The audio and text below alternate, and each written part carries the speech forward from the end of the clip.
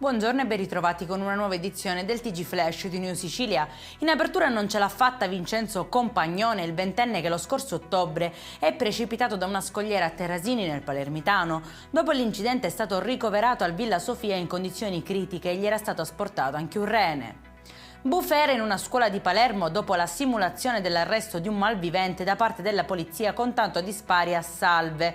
Una lezione shock davanti ai bambini di una fascia d'età compresa tra i 3 e i 7 anni che non è passata inosservata, fino a provocare il profondo sconcerto del presidente della regione Schifani. Entra in casa della madre di notte e l'aggredisce per rubarle la borsa. La donna 77enne, dopo anni di abusi e soprusi, ha trovato il coraggio di denunciare il figlio ed è finito in carcere. L'episodio è avvenuto a San Pietro Clarenza, nel Catanese. Denunciati 3 catanesi sorpresi mentre effettuavano scavi abusivi in un parco del Nisseno, intenti a rubare beni archeologici e scappare indisturbati col bottino. Qualcosa però è andato storto nel loro piano e i carabinieri li hanno incastrati.